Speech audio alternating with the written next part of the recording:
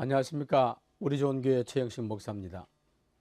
2016년 스위스 다보스에서 열린 세계 경제 포럼의 미래 일자리 보고서에는 현재 초등학생 65%는 아직 존재하지 않는 직업을 갖게 될 것이다 라고 했습니다.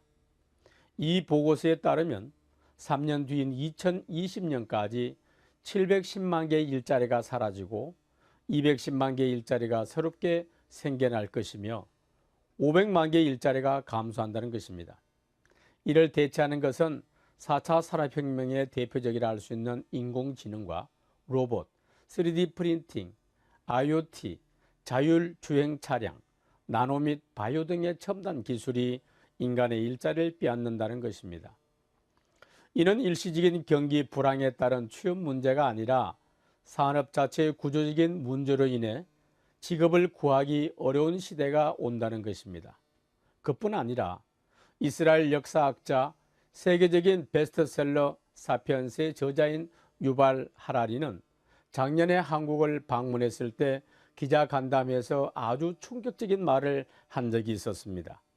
현재 학교에서 아이들에게 가르치는 내용의 80에서 90%는 이 아이들이 40대가 되었을 때 전혀 쓸모없는 확률이 높을 것이고, 우리가 아이들에게 가르쳐줄 가장 중요한 기술은 어떻게 해야 늘 변화하면서 살 수 있을 것인가, 어떻게 해야 내가 모르는 사실을 직면하며 살 수 있을 것인가 라고 하는 것이었습니다.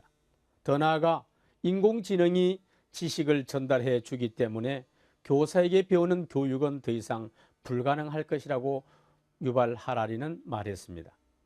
이런 시각으로 한국의 교육을 바라본다면 미래를 위한 교육이라는 말이 너무나도 생경하고 허망한 구호처럼 느껴집니다. 제가 평소에 존경하던 미래교육학자이며 제3의 물길의 저자 엘빈 토플러가 작년 6월에 세상을 떠났습니다.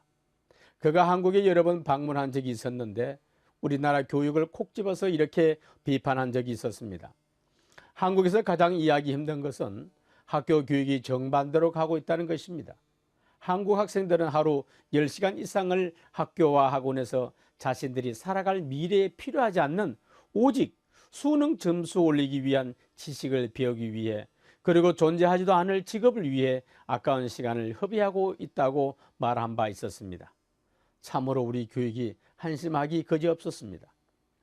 신명기서 6장 1절에서 3절에 보게 되면 이는 곧 너희 하나님 여호와께서 너희에게 가르치라고 명하신 명령과 규례와 법도라 너희가 건너가서 차지할 땅에서 행할 것이니 곧 너와 네 아들과 네 손자들이 평생에 내 하나님 여호와를 경외하며 내가 너희에게 명한 그 모든 규례와 명령을 지키게 하기 위한 것이며 또 내 나를 장구하게 하기 위한 것이라.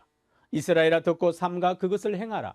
그리하면 내가 복을 받고 내 조상들의 하나님 여호와께서 내게 허락하신 같이 젖과 꿀이 흐르는 땅에서 내가 크게 번성하리라.